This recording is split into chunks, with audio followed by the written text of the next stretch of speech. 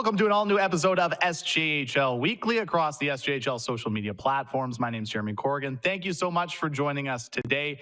We have another jam-packed episode for you today on this chilly Monday here in Saskatchewan. Of course, myself, Jamie, and Rory, we're going to recap the weekend that was in the Saskatchewan Junior Hockey League. Lots to get into when it comes to the Saskatchewan Junior Hockey League.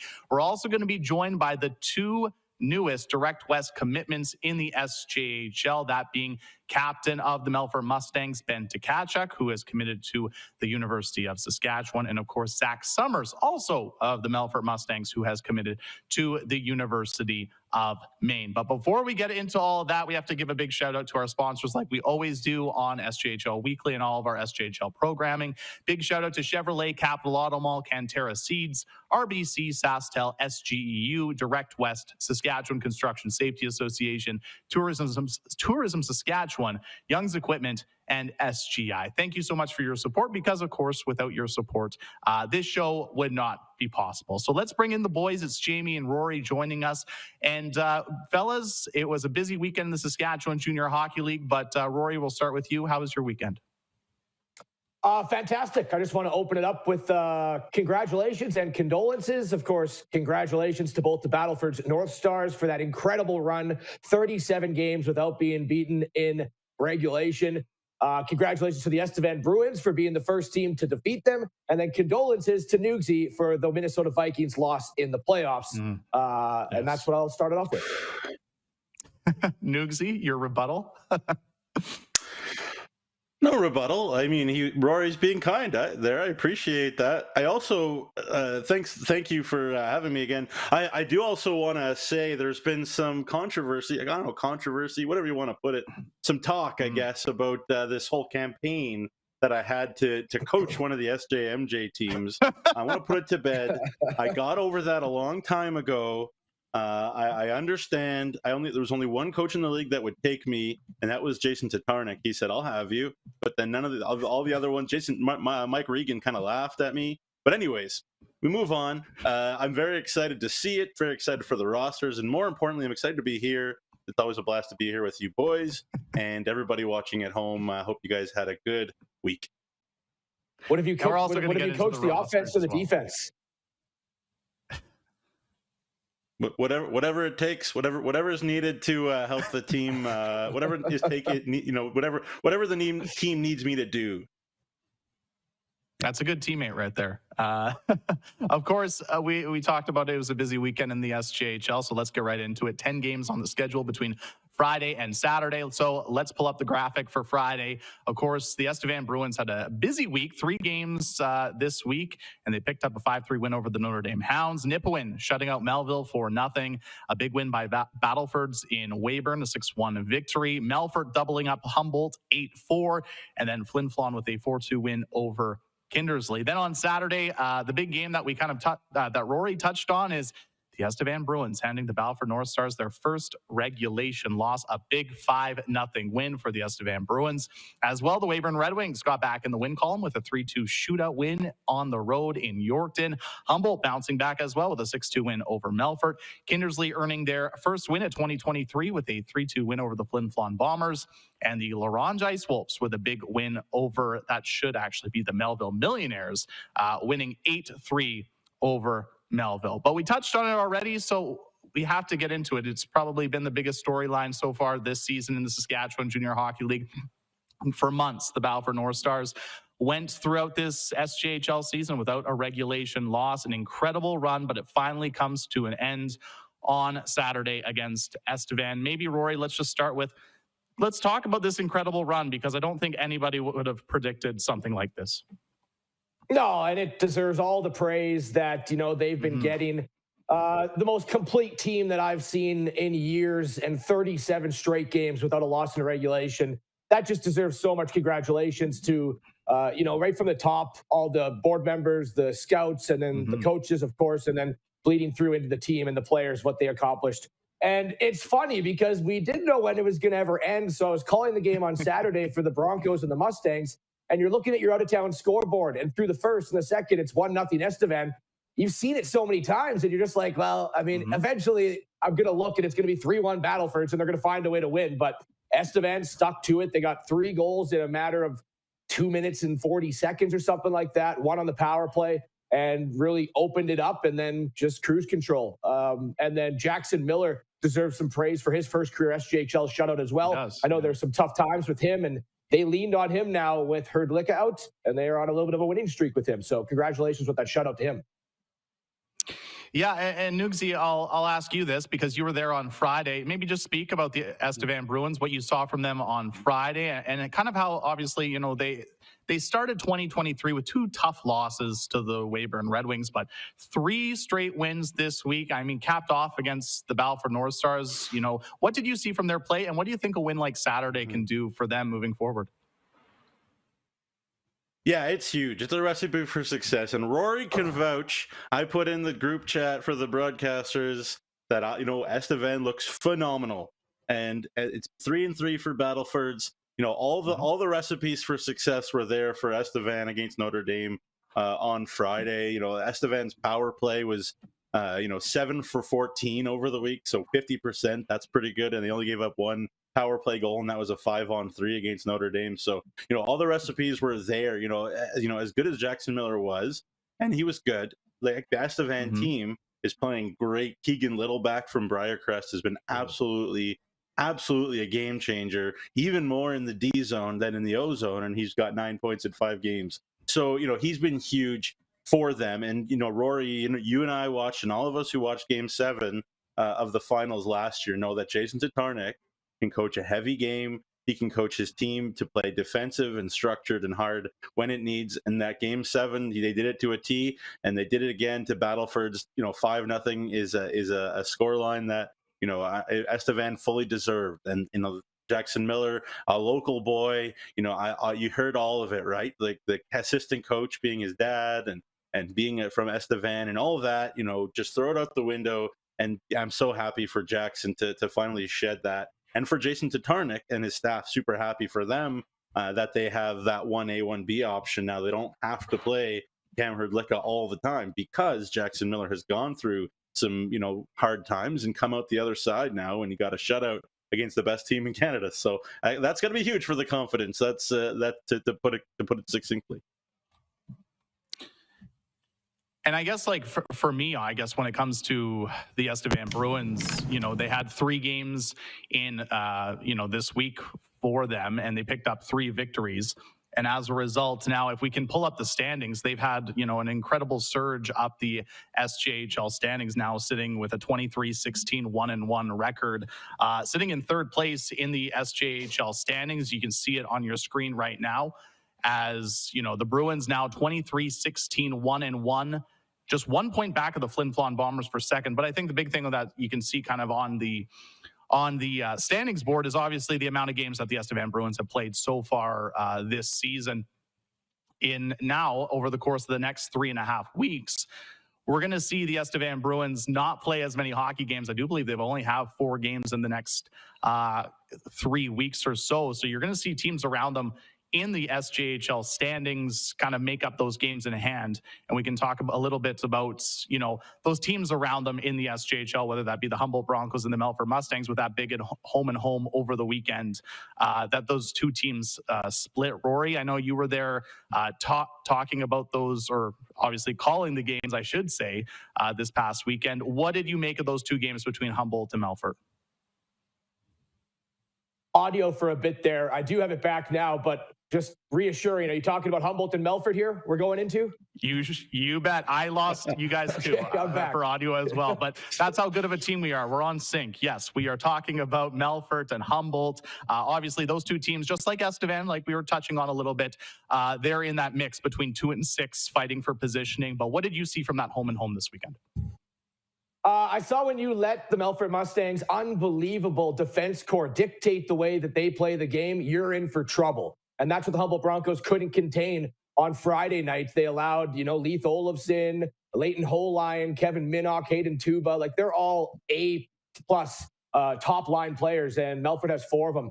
You let them dictate the offense, you're not able to lock up the house, you're playing from the outside, and they got some big, tough forwards that'll make your life miserable in terms of secondary opportunity scoring. That's what we saw a lot of on Friday. And then on Saturday, the Humboldt Broncos kind of locked it up on the offensive forecheck. They were much more physical, down, running into the defenseman, trying to wear them down over 60 minutes. And then in front of the net, in front of Ben Motu, there wasn't a lot of secondary opportunities. So they made his life a little more easier. But yeah, you get those big, and they're not even like just like 5'10". Like Leighton Holine's 6'6". He can skate, he can score. You let them get off, and you're in trouble with Melfort. So a little bit of a correction made on Saturday, and the Humboldt Broncos more attention to detail, more physical, and they had a great outing in that 6-2 win to get revenge in the 2-horse race between the Mustangs and the Broncos. Yeah, lots of goals in those two games between the Humboldt Broncos and the Melfort Mustangs. And actually, the first game is where we will find this week's Tourism Saskatchewan highlight of the week. Have a look. He gets bumped against the boards now by Roy. Hutchison out there, digs it out, gets it to Maxwell. He tries to go back to Paul from him, decides to go back into the corners. Tkachuk through the lanes to Maxwell. And they score! Cam Eva makes it 2-0. So there's the highlight of the week presented by Tourism Saskatchewan. And Jamie, I know you wanted to touch on something regarding the Melfort Mustangs. They're so interesting, and Rory, like you got to watch it. You touched on how good those four guys are. They are so aggressive too. So the catch-22 is, if you are weak with the puck, if you do turn it over, if you're not aware of that fourth guy weak side, you talk about it tactically. If your forwards aren't aware with their man, who their man is defensively in the D zone, those four guys all over 20 points already at the point this season as D-men, you're asking for trouble. But, on the flip side of that, obviously, is if you can play solid, then there are some odd man rush opportunities, to be had. And I'm sure that's a battle that Trevor Blevins is having, all year long, is we have these superstars back there who are so good offensively. They can play defense if they choose to, but they're so good offensively. If I can, get them to pick their spots, that's when Melfort is so hard to beat. But there are opportunities if they are not listening to Trevor Blevins. So I just find that game to game Melfort Mustangs issue to be very interesting to see, or it's impossible to stop sometimes.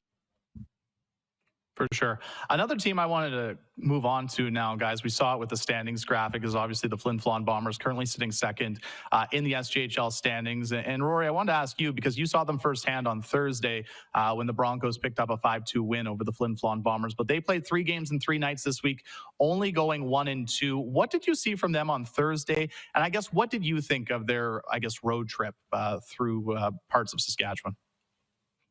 Just going off of Thursday, I'm sure that's a game that Mike Reagan does not like, and his players probably heard about it. They just didn't look like they had the same jump, the same speed that they always bring, that you're used to seeing for the Flin Flon Bombers. And it was to start the 3-3. So we only knew that it was going to get harder. Yeah, they picked up the 1 win over the Kindersley Clippers, but just going off of Thursday against the Humboldt Broncos, they didn't look like they maybe still had their bus legs on them, right? They looked a little bit not shot out of a cannon, which we're used to seeing.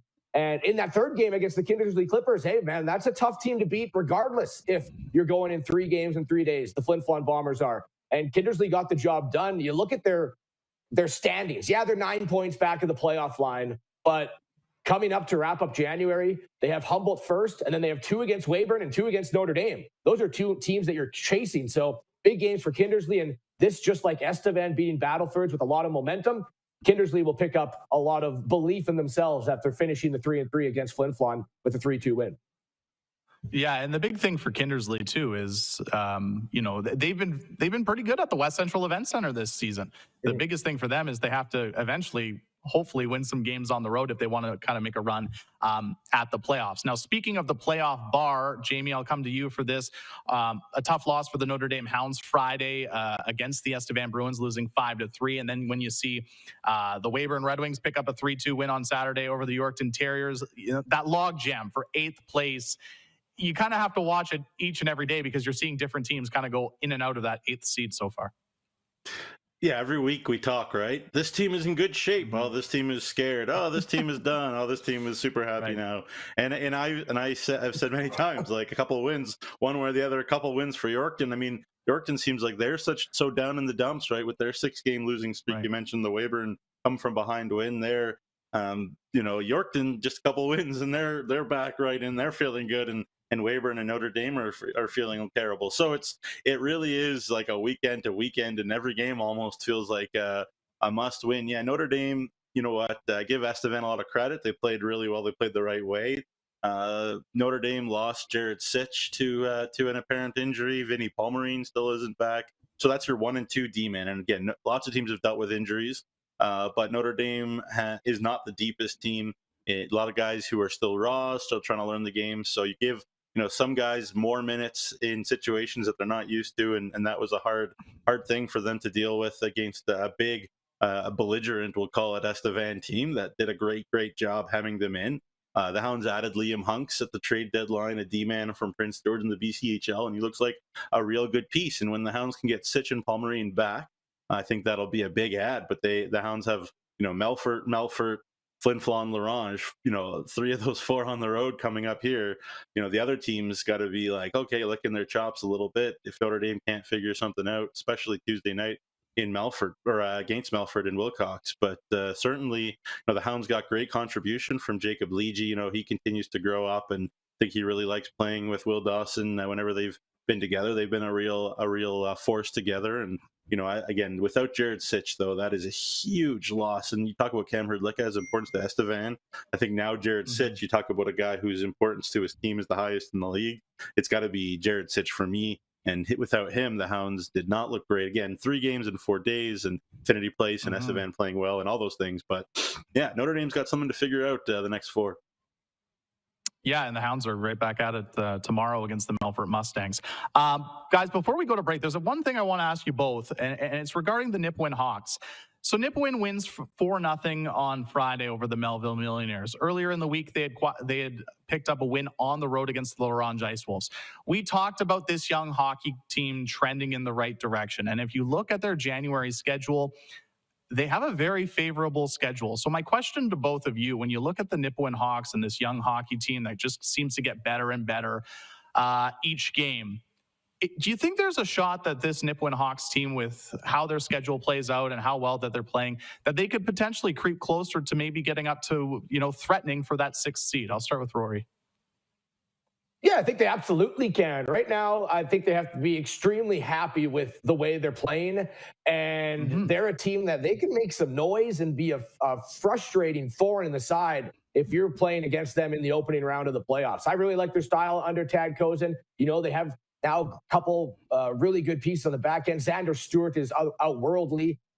They got James Bond, the defenseman, back in that trade. And then they got some scorers. McGuire Ratzlaff, Alex Johnson, who was probably one of the biggest omissions from the SJHL showcase. But they're a team that I think everyone is looking at right now being like, ooh, that's a tough first round out for sure. So I like the way they're playing. Jamie? Yeah, for Nipawin, it's all year. What have we talked about, Rory, for Nipawin? It's keeping the puck out of their net, right? And they like Jackson Fellner now. They like Damon Cunningham now. They got him from the KI, but he's got strong, BCHL connections. And they added Bone, and it's all about Nipawin keeping the puck out of their own net. We've known all year they could score. Bone seems like a perfect add. Xander Stewart, he's a big boy, but he's an offensive guy first. So Bone, steady as she goes, very, very. So, again, great ads by Tad Kozin and Dana Dirks and the staff there at Nipawin too. And if Fellner and Cunningham can keep playing like this in the sticks, you're absolutely right, Rory. Nobody's going to want them in the first round. Well, and just finally to close the door on the Nipawin Hawks, we talked about it. We've talked about it all season. Keeping the puck out the back of the net has been the problem. But this past week, in 2 games, they only allowed 2 goals. So it seems like the Nipawin Hawks are trending in the right direction. After the break, we will be pleased to be joined by the captain of the Melfort Mustangs and the newest member, or soon-to-be member, of the U of S Huskies, Ben Tkachuk. He'll join us on the video chat for a discussion about his commitment and much, much more. This is SJHL Weekly across the SJHL social media platforms. Get red and ready with Case IH and Young's equipment. From Case IH combines to MacDon headers, Young's carries all the best in new or pre-owned harvest equipment. With field-ready, industry-leading equipment and highly dedicated service staff, we're here when you need us most. Come experience our award-winning service for yourself and visit youngs.ca to find your nearest Young's equipment location.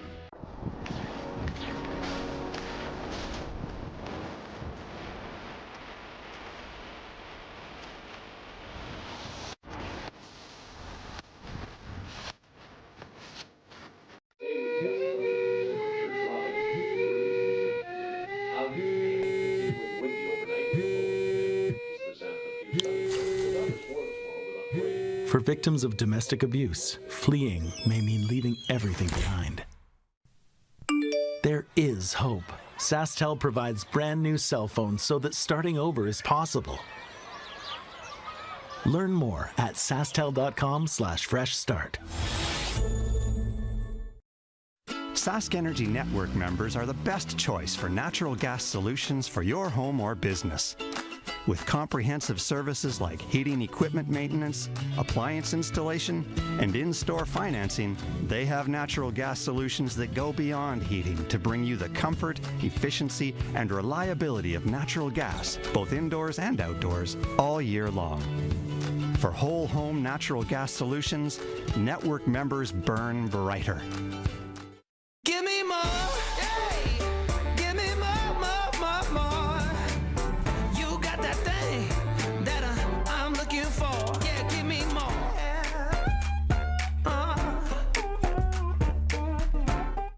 At Viterra, we believe in the power of connection. Our world-leading agriculture network connects producers and consumers to supply top-quality food ingredients each and every day. Our team takes great pride in working closely with farmers to help feed the world. It's something we've been doing for over 100 years. And as an industry leader, we're dedicated to playing a critical role in meeting the needs of a growing world. Because together, we're stronger and achieve more. Capital Auto Mall is a proud partner of the SJHL, supporting the rich traditions and proud future of junior hockey in Saskatchewan. Capital Auto Mall, on the corner of Rochdale and Pasqua in Regina.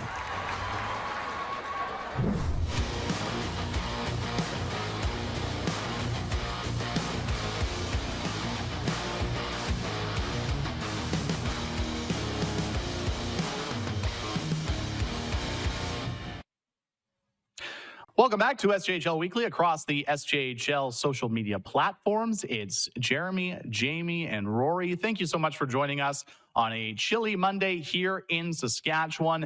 And it's time to head to the video chat line as we are pleased to be joined by captain of the Melfort Mustangs, Ben Tkachuk, and the latest Direct West commitment for the University of Saskatchewan. Ben, thank you so much for joining us. How's it going today?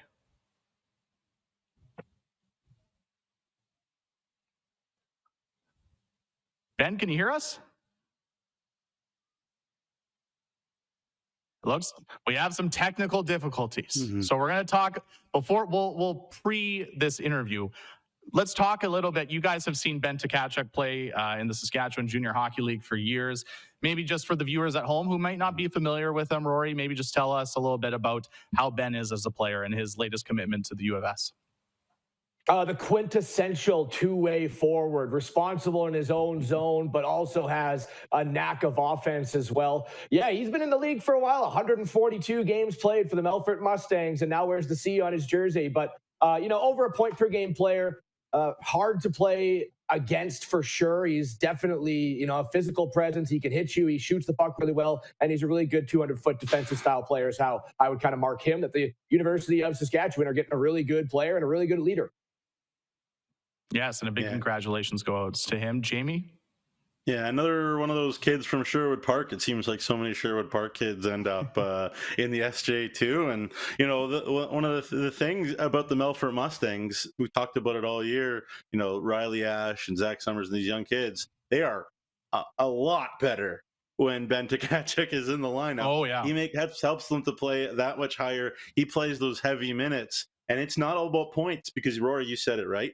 200-foot guy does not cheat the game one iota, and I have zero doubt for a guy that played 0 major junior games to go to college or U Sports hockey, for him to thrive. I have no doubt that he'll fit right in just because he knows the game. He plays a heavy game. He plays a smart game, a perfect game, I think, for U Sports. And again, just an incredible human being, a great kid, and he did color commentary for me once, so I appreciated that. That's if he's a great hockey player and sounds like a great broadcaster too. And it seems like we got the problem fixed out when it comes to the video chat. There's Ben. Ben, can you hear us now? Yeah, I'm all good. Sorry about that, guys. Had a little bit of delay here at work, so I'm going on. That's okay. Technology is a heck of a thing sometimes. Well, thanks so much for taking the time to join us today. We appreciate it. I'll start you off with a nice light question. Let's talk a little bit about your guys' weekend, a split with the Humboldt Broncos. What did you think of your team's play?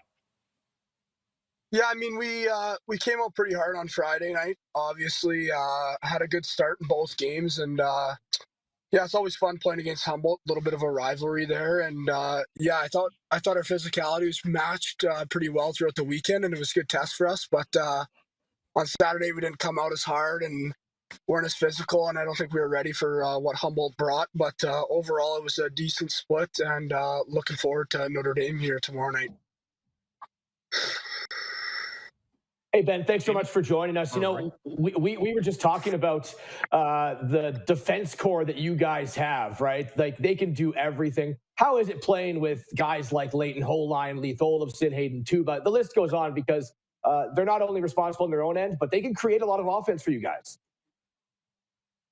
For sure, it's definitely easing knowing that those guys are playing behind you, especially with our two goalies in net too. We have a pretty solid back end and goaltending core. So yeah, it gives us forwards a little bit more room and maybe time per se on the ice. But I mean, it's always good to play good defensively, no matter who you have behind you. And yeah, it's good they've been chipping in offensively. And yeah, they're our top four D-men I would put up against any D-men in the league, and even our depth defensemen are great players too. And yeah, it's definitely easing knowing those guys are playing behind you for sure.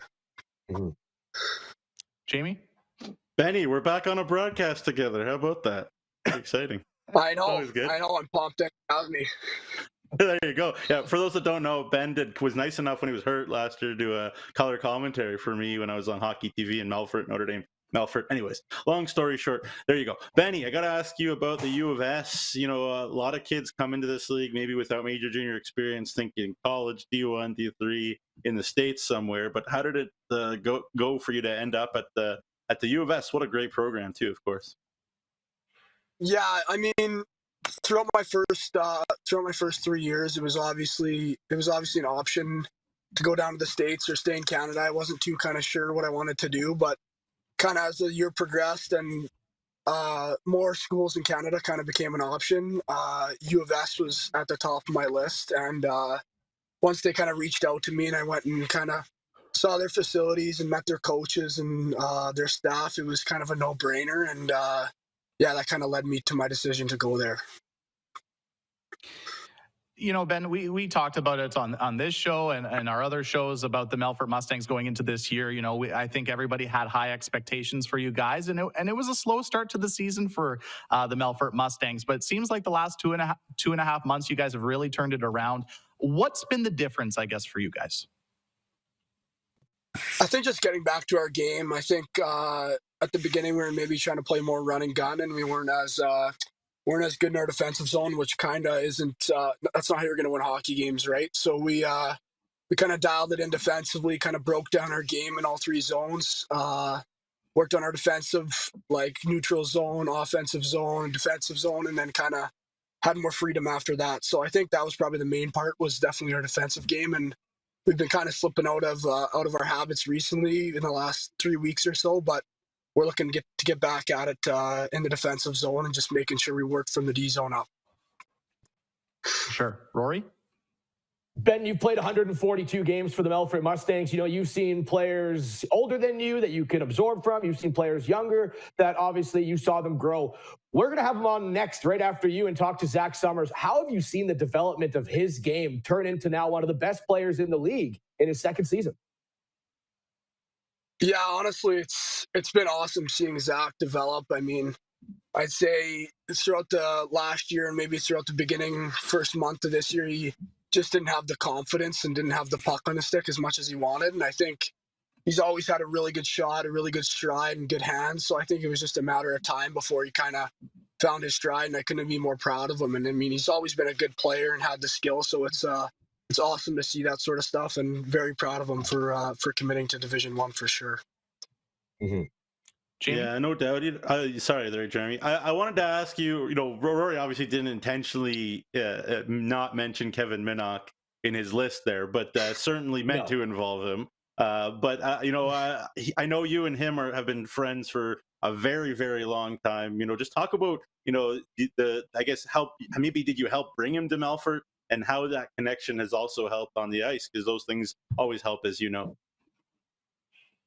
Yeah, he's always been a good player. I mean, he's like, I turn to some guys on the bench after he makes like a play, and it's just like, he makes it look so easy. It might not be like the most flashy plays or the most complicated, but he makes a great first pass, and he's an unbelievable skater. So I don't want to pump his tires too much, but yeah, he's been awesome to play with this year, and the last couple of years has been fun. And yeah, he's just super steady for us in the back end, and the guy you can kind of trust in all situations.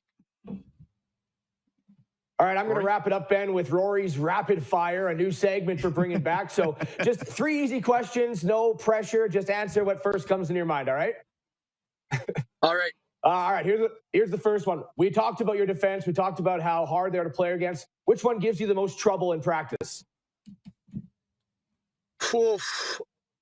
I'd probably have to go with Leith Olofsson. He's like a Viking. He's just big and strong, and yeah, he's tough to play against in the corners, and it's not easy to take the puck from him. University of Saskatchewan commit. What do you plan on studying when you go to college?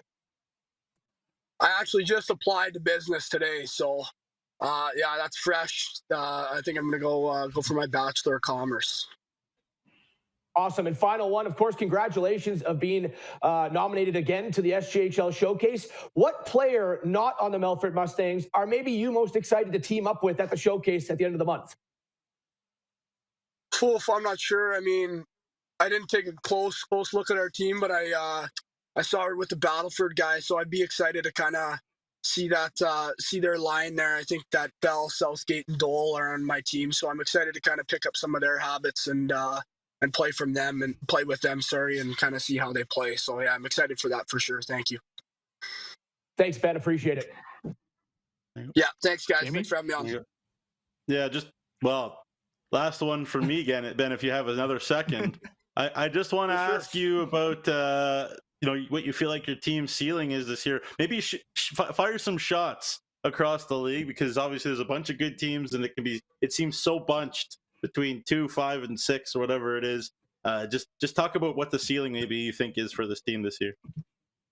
Yeah, I think obviously my last year, I think anything short of a championship would be a failure. I think every guy in our room would probably vouch for that. It's we have a really tight-knit group like we always do here in Melfort, and I mean, it's exciting times. We've put together some good games, just about consistency, and I think we match up well against the good teams, Flin Flon, Humboldt, Battleford, and I think we can take a run at those teams for sure, and I think we're right up there with them. So yeah, I'm excited, and anything short of a championship I would consider a failure.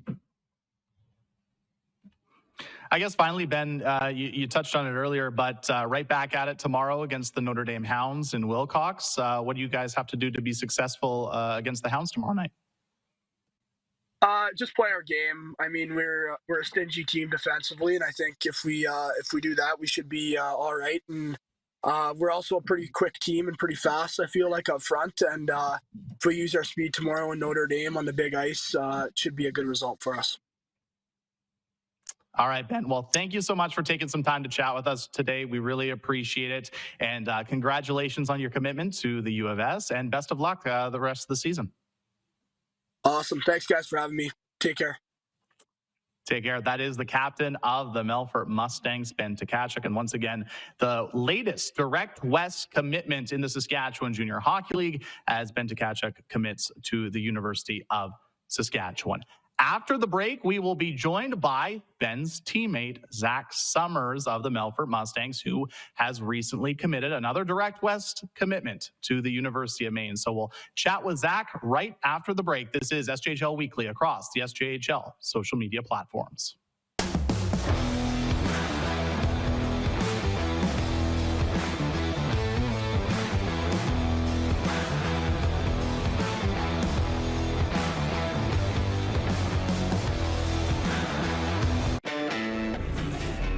Way for the first ever Chevrolet Silverado ZR2. with Multimatic shocks, rugged 33-inch tires, and front and rear electronic locking differentials. Dude, this is awesome, but we should get back to work.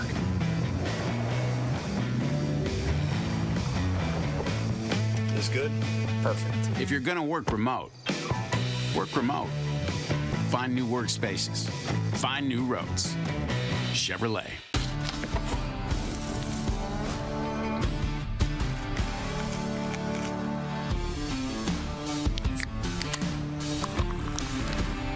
Original 16. Celebrate things done well.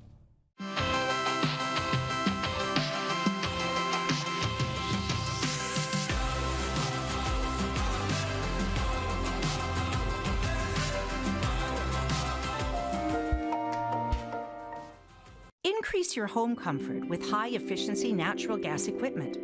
Sask Energy offers rebates so you can lower your energy use and save money. For a list of rebates, contact a participating network member or visit saskenergy.com. When you buy a lottery ticket in Saskatchewan, your money really goes a long way. More than 12,000 sport, culture, and recreation groups receive funding from Sask Lotteries every year. Everyone wins.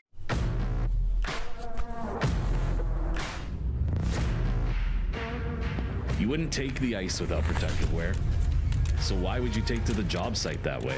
The SCSA is proud to partner with the SJHL. Saskatchewan, you know SaskTel, because we're everywhere, keeping you connected to your family and friends, to your history and culture, to those traditions that make us who we are. SaskTel cares, always has, always will, because we're dedicated to our home.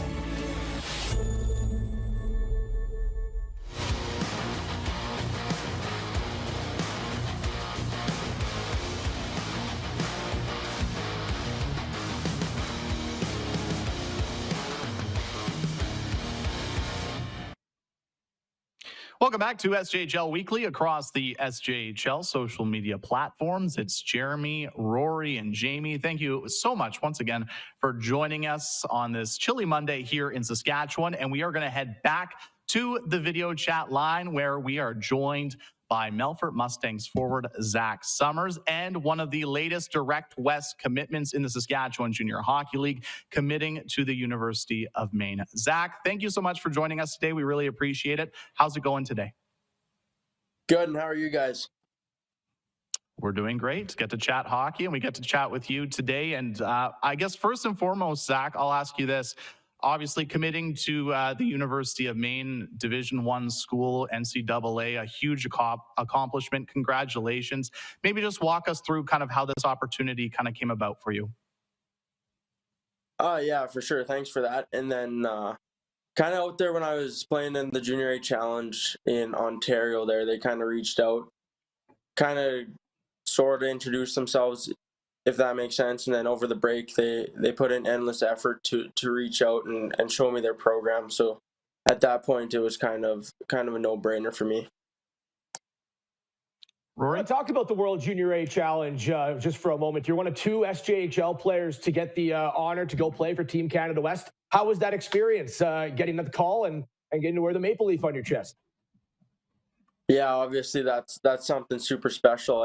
Every kid in this country dreams of wearing that jersey at some point in their career. So yeah, truly thankful for that opportunity, and it was fun. Yeah.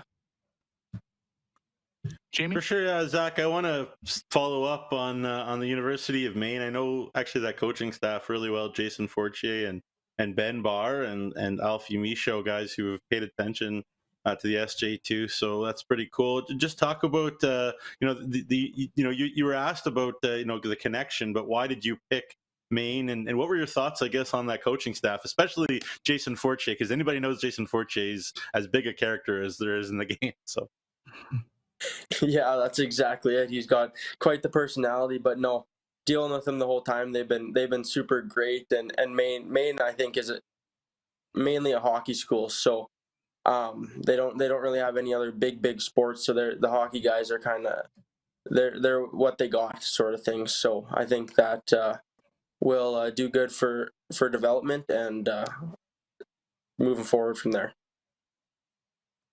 Zach, I wanted to ask you, one thing we've definitely touched on throughout this season when talking about the Melfort Mustangs and your play as a whole is just how improved you've been this year compared to your game last year. Maybe just speak to, what you worked on this offseason to help better your game to prepare yourself for your this season in the Saskatchewan Junior Hockey League. Yeah, for sure. And I think it started all off ice and, getting a little bit stronger, a little bit quicker and things like that. And that just put me, even like the start of this year, I was a little bit slow coming out of the gates, but kind of found my stride there a month in or so. So I think that it all started in the summer with off ice and doing things like that. Zach, we just had Ben Tkachuk on before you, your captain, and I asked him, what have you seen from Zach to see this trajectory of your skills just blossoming in your second year? On the flip side, I'm going to ask you, what are you able to learn from? Still, you're a 2004 born player, right? From the vets, from the 20-year-olds like a Ben Tkachuk, who you're trying to, pick up some of the things that he's going to leave when he finishes his junior career this season. Yeah, exactly. Even last year, I came in as a 17-year-old, and he got to wear the C as a 19. So even from day one, he was a huge mentor to all of us, and even just the way, not even just on the ice, but off the ice, he's a great person, a great guy in the room, and he leads by example. He plays the game right. So I think all around, he's a good guy to look up to and a good mentor for us young guys. Mm-hmm. Jamie? Yeah, I want to go back a little bit, Zach. Just talk about development for you because you played on a pretty good PHA U16 team that had a lot of names that were familiar now to SJHL fans. But then obviously the COVID year and everything. But it looks like you just kind of hit the ground running and continued to develop. And it's almost like that year hardly happened for you, almost where you couldn't get to play too much. But what's been the key to you, both especially mentally, but also physically, to just keep getting better, and it just from the outside looking like you just keep getting better and better and better? Yeah, for sure. Even that season kind of got cut short there at PHA for me with COVID hitting and whatnot. And then the next year, I guess I didn't even play a game. So it was kind of, then I got the opportunity to sign as a 17-year-old, and it was like I was a little bit leery because I hadn't played in however many months. So it was kind of a big jump from not playing for that long, but grateful for the opportunity, honestly, and it's been good. All right, Zach, it's time for Rory's rapid fire. It's just 3 quick questions, no pressure. First thing that comes to your head, all right? All right. Okay, first one. What goalie? We know the tandem you guys have in James Benn and Joel Favreau. Which one's harder to score against in practice? I'm gonna have to go with Joel Favreau, but there's a little knock to that because we're Billet brothers, so there's a little bit of a game per se, a challenge there. So, who has the most disorganized stall on the team, or a player that if they forgot their skates to a game, you wouldn't be surprised? I'd have to go with Hayden Tuba. He seems to always kind of just be a mess, his stall and everything. So I'd have to go with him. And, of course, I'm going to ask you the same question I asked Ben. Congratulations on being named to the SJHL, MJHL Showcase. Who's a player that maybe you're looking forward to playing with that's not a Melfort Mustangs? Yeah, I haven't looked too close at all, but I think there's a couple guys from Ty Mason off of Weyburn, and I think Carter McKay off of Melville there. So I think I played with them in the past, so I think it'll be pretty cool to reunite and get back after it with them. Appreciate it, Zach. Perfect. Thanks, and Zach, thanks, Zach. We really appreciate it, of course, and congratulations once again on your commitment to the University of Maine.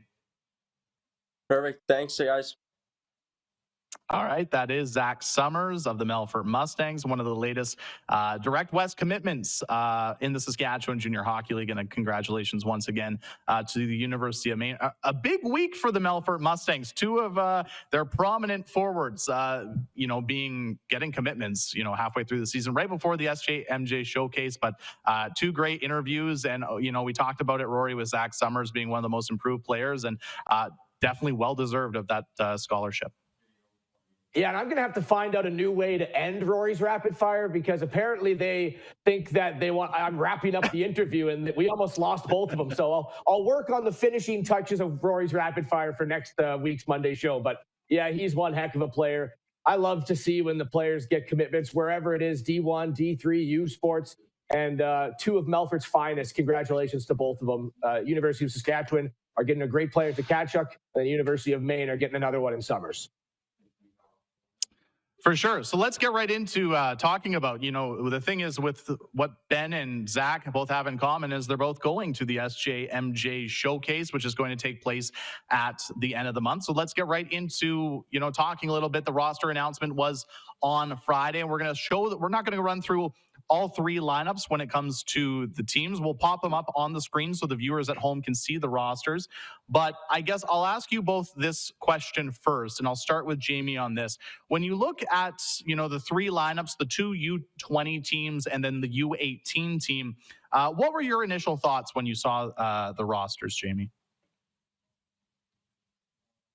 Yeah, lots of thoughts, but lots and lots of awarding to the top teams in the league for being the top teams in the league. And obviously guys get success because of team success. That team success comes first, and so that's what kind of is. And the guys that are omitted are maybe a little bit further down the standings if there are omissions people want to get upset about. But all around, I think it's an unbelievable group, and I think the Manitobans, are gonna be in for something, because there's just a ton of weaponry, and a lot of people talked about whether we're gonna have major junior experience, we're gonna have commitments, we're gonna have this and that. I think Kyle McIntyre was right in just saying, the commissioner just saying, let's get rid of all the rules. It's too hard to figure out what the right thing to do is, and let's just put our best foot forward. And I think this is, in a lot of ways, with a few teeny-weeny exceptions,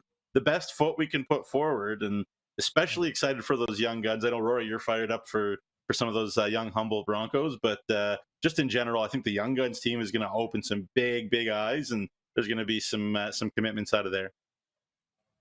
Yeah, Rory, what about you?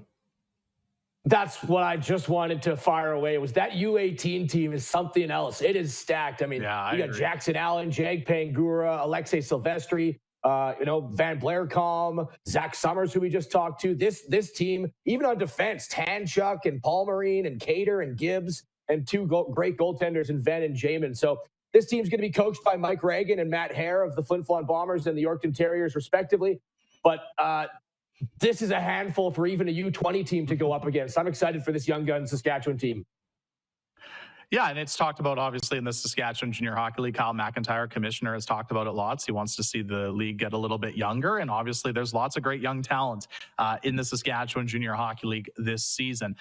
The follow-up question to that, when you look at these lineups, and Jamie, I saw you post this on Twitter before the show. Who do you think is the biggest omission? And I think there's definitely a handful that we can talk to, and I'll let Rory start with this one. Who do you think is the biggest omission when it comes to these teams, Rory? I'll give a shout out to Walker Jerome. I think the captain of the Orange Icefields should be on the team, but the biggest omission is Cam Hrdlicka. I think we could tell that the Estevan Bruins are a different team when he's in net. He's one of the top goaltenders in the league, regardless if he's at the showcase or not. Unfortunately, he got left off. But you look at the four that beat him out, it was Josh Cote, Dawson Smith, Joel Favreau, and Harmon Laser-Hume. So it's just a really tough decision, but I'm going to say the biggest omission is Cam Hrdlicka. Jamie, what about you? Yeah, for those who are interesting, the poll, and lots of people voted, which was awesome to see. Walker Jerome got 41.7% of the popular vote, and I also should say that every single year they have this thing: somebody will get injured or something will happen. Right. We were talking about wondering whether Noah Wills was going to be on was going to get a replacement by Jock Walker Jerome.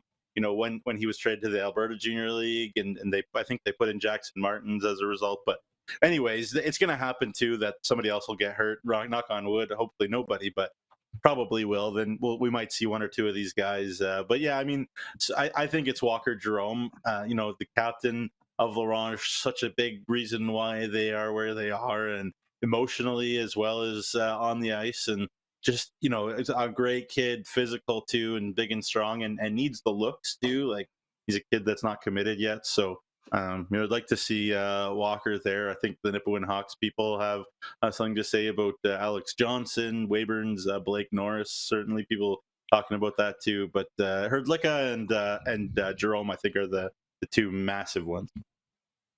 Well, and looking at the stats going prior to the show, Johnson and Jerome are the only two players in the top 20 in SJHL scoring that aren't going to the SJMJ showcase. So those two are definitely, I would say, notable omissions. When it comes to Hrdlicka, do you think when it comes to his health, is that probably a big reason why he was left off this list?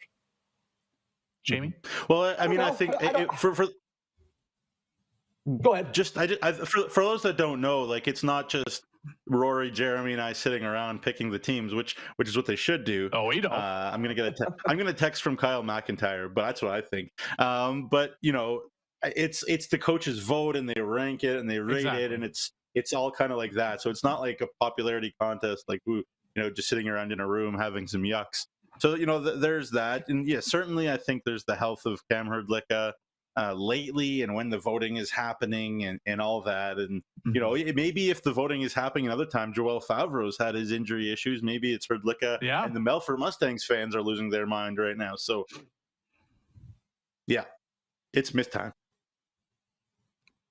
Rory, it's so hard to do that job, which is why all 12 coaches are tasked with it. They vote 1 to 32 in terms of players. I'm not sure what the number is, and then they kind of try to get it down to what the players that are going to be on the three rosters is. Jamie, I do not want to be tasked with doing that job and having everyone complain to us that we left their guy off the team. That's as hard as it is, which is why it takes all 12 coaches. So, I think it's fair. I think that obviously they know the league better than anyone, and they're doing the best job they can. You're always going to have someone left off the team. It sucks. I get it, but it's the best system to get the right team in place using all 12 coaches and their expertise.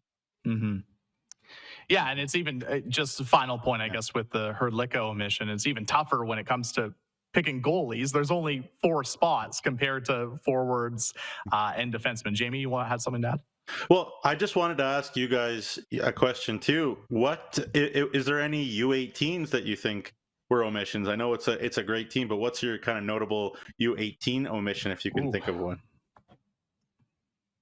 Oh, Rory? Jesus. I don't know. I'd have to double check there on that, Nugsy, for the Young Guns team. Who's it for you? Because right now I don't got anyone in my mind. You know what? I'm a big Danton Cox fan. I think Kindersley only has Cody Jamin going. He was very, very well deserving, for sure. And maybe if Logan Linklater was a little bit healthier or something, maybe he could have been involved too. And the Poplawski twins have had moments, but for me, it's Danton Cox. Just to talk about an 05 D-man that I'm sure has some some college interest in him too. So it's not a huge omission. You look at the decor: Gibbs, Grill, Tanchuk, got Centennial Cup experience, Coyle, Paul Marine, Cater, just tremendous group. So I'm not saying none of those guys should be taken off, but Cox is the one for me. Rory? Yeah, another interesting facet of the SJHL Showcase, which makes events like this so fun to be a part of and to watch, is you look at the coaches. Scott Barney's going to coach a team. Mike Reagan's going to coach a team. Like, when you got the Battlefords trio on the same team as the Melfort Mustangs, forwards, do you keep the line of Southgate, Dole, and Bell together, or do you maybe spice it up and put a Ben Tkachuk in there? So I'm always interested to see what tactics the coaches bring out, because it's a fun event for them too to kind of mix these talented players together and try and get the best output. Yeah, I think for me, I think the first game, I think you definitely keep the lines together, you keep your teammates together. But I think that second game, you just go for it as a coaching staff. Have some fun with it and put Ben Tkachuk on a line with, Jake Southgate and Keon Bell. Sure, why not? Spice it up. Jamie? No, they're gonna keep those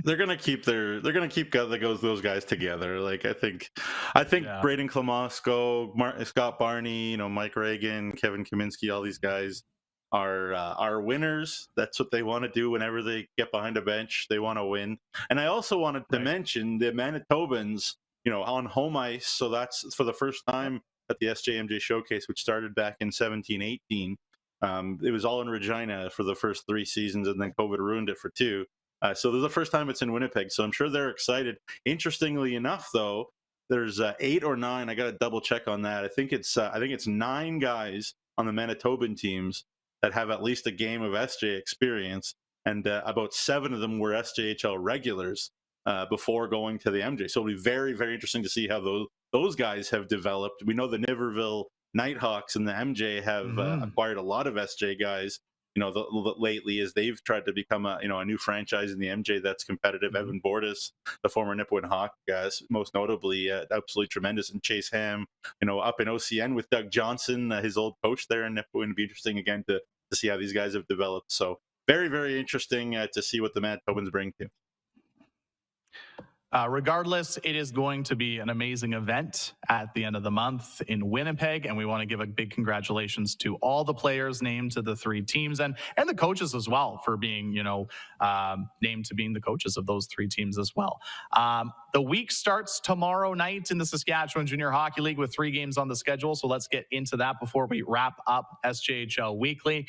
3 games on tap tomorrow night. The Nipawin Hawks will take on the Yorkton Terriers, but that game is not in Yorkton. It's in Wadena, a neutral site game, which we know Nugesy's a big fan of. The Battlefords North Stars will be looking to bounce back. Haven't had to say that many times this season as they visit the Larange Ice Wolves. And then the Melfort Mustangs will be in Wilcox to take on the Notre Dame Hounds. Then on Wednesday, a pair of games on the schedule. Nipawin will visit Melville, and the Humboldt Broncos will play host to the Kindersley Clippers. And that's just the next couple of days in the SJHL. I mean, looking ahead to the weekend, I think Saturday's the first night this season all 12 teams get to take to the ice. So it's super exciting. But as I always do, Rory, I'll start with you. What are you looking forward to this week in the SJHL? Yeah, there's some pivotal matchups here, and I love the race for 8, as we're going to call it right now, as Nipawin has, separated themselves from the trademark pack. So that. Any team that's involved for the race for 8, I'm in on that game for sure. And then also there's another race that maybe it's still very important, and that's for 4th, because everyone wants home ice advantage come playoffs. So the race for 8 and the race for 4, those are the 2 ones I'm watching. I'm not sure, are we going to do players of the week, or were they not named this week? Oh, yes. Hey, good call, Rory. Good call. We do have to announce players of the week. We have 2 guests. We have 2 guests on the show, and it just kind of throws everything off a little bit. But yes, we have to get into players of the week. Good man, Rory. Yes, let's get right into it. We're going long, guys. We're going long. That's the thing. It always seems like we usually go long with players of the week. But yes, let's start with SGU MVP of the week. It was a big week for the Estevan Bruins, and it shows in the players of the week. And the SGU MVP of the week is Keegan Little of the Estevan Bruins with 5 goals and 3 assists. Nugsy, I mean, you saw him play on Friday. What did you think of his performance? Yeah, impactful all over the ice. 8 points in 3 games this week, 2 straight 2-goal games, including 2 goals against Battlefords. I don't know how many guys have scored 2 goals in a game against Battlefords. So. And power play goals. The Estevan power play cooking. Notre Dame's PK didn't look great, but Estevan took advantage, went 3 for 4. And Keegan Little, a big part of it. So Jason Tatarnik's got to have a big smile because Keegan Little's back from college. For sure. Moving on to the Direct West Rookie of the Week, and I'll let Rory take this because the Humboldt Broncos, Maddox Amaral, had a great week for the Broncos. 4 points on the week. What'd you think of his performance, Rory? A 2-goal game and added an assist in that 6-2 victory over the Melfort Mustangs. Was put on a line with Cage Newens and Xavier Roy, and they're just complementing each other so well, and they were making the life of the defenseman for the Melfort Mustangs miserable down in their own end. He hits, he can skate, and now he's putting up some consistency on the offensive side of it as well. So very well deserved for Maddox Amaral, 4 points in 3 games. Moving on to Super U Defenseman of the Week. And I was surprised when we were talking about it in our group chat yesterday. But the award winner for Defenseman of the Week this week, surprisingly, has not been Defenseman of the Week. And that's Tynan Ewert of the Battlefords North Stars. A 4-point week. Nugsy, another solid week for the veteran blue liner out of Battlefords. Yeah, he certainly deserved something, right? I mean, like every week it's like which Battlefords forward or Josh Koke is getting an award, so tough for him. But anyways, Tynan Ewert, 4 points in 3 games. He leads all SJHL D-men in points now with 33 already. And you know what? He does it all for a very balanced, Battlefords D-core. And, I know Braden Klamosko wasn't thrilled about how many goals his team allowed over this week, but they'll rectify that. It was bound to happen at some week that they wouldn't have a perfect week. And Tynan Ewert still as dynamic as they come and fun to watch too. For sure. And finally, SaskTel Goalie of the Week. And I think this is a really cool one just because considering how his season has gone. But we go back to the Estevan Bruins and Jackson Miller after his 3-win week, a shutout against the Battlefords North Stars. Rory, I think a very well-deserved SaskTel Goalie of the Week for Jackson Miller. Oh, absolutely. Was the best goalie of the week, and there really is no question. Yeah. 3 games played, 3 wins. So that's what you got to do. You got to win. And Jackson Miller with a 2 goals against average across those 3 games and a .928 save percentage. Tip of the cap, shut out the Battlefords North Stars for the first loss of regulation. So, yeah, no debate. Jackson Miller, great week for him, and 3 straight wins for the Bruins with him back between the pipes. Yeah, and up to 3rd place in the SJHL standings. So in recap, SGU MVP of the week, Keegan Little of the Estevan Bruins. SaskTel Goalie of the week is Jackson Miller. Direct West Rookie of the Week is Maddox Amaral of the Humboldt Broncos. And Super U Defenseman of the Week is Tynan Ewert of the Battlefords North Stars. Thank you again, Rory, for making sure we didn't forget players of the week in this jam-packed show. That's why we have 3 people on this show, because then if somebody forgets something, it's all good. Something I'm not also going to forget is the SJHL raffle, which is right underway right now. If you want to learn more information about the SJHL raffle, where you can potentially win a brand new Polaris side-by-side, just head to sjhlraffle.ca. Tickets are available now. You can see them on your screen. 1 for $25, 3 for $60, or 10 for $100. The ticket deadline is April 23rd to purchase tickets. And of course, the draw will be done live on SJHL Insiders on April 27th. So be sure to get your tickets now. I realized I asked Rory what you were looking forward to this week, but I had not asked Jamie what you are looking forward to this week in the SJHL, and I'm not going to forget that. So, Jamie, what are you looking forward to this week? Well, yeah, I mean, you mentioned the neutral site games, and boy, oh boy, Martinsville. If you do not show up for Battlefords and Humboldt in Martinsville on Saturday night, what are you doing? Hockey night in Sask, it's going to be bumping. What a game. Rory, kudos to you for not saying it, because I was like, if Rory doesn't say Battlefords and Humboldt and Martinsville, then I was going to jump on that, because that is going to be something special and electric. And when Humboldt have played Battlefords this year, Rory, you know this better than me, it has not been friendly at all. So I'm excited to just be part of that and see that. Yeah, it's going to be a great event for sure. And you're right. Those 2 teams, they're division rivals, and they each want to prove it when they go up against each other. Even Coach, right? He wants to beat Humboldt because he's from Humboldt. So there's a lot riding on the line when Humboldt plays Battlefords. And you're right. I did leave you the bone there for you to take the obvious answer, which is Saturday and Hockey Day in Saskatchewan. Get out Martinsville, because it'll be a fun event. And I just hope the guys in the back, our producers of this show, save that sound effect that Jamie made there when he was salivating over this neutral site game that we can play for future use. So before we go, we have to give a big shout out to our sponsors once again, because without their supports, this show would not be possible. Of course, Chevrolet, Capital Auto Mall,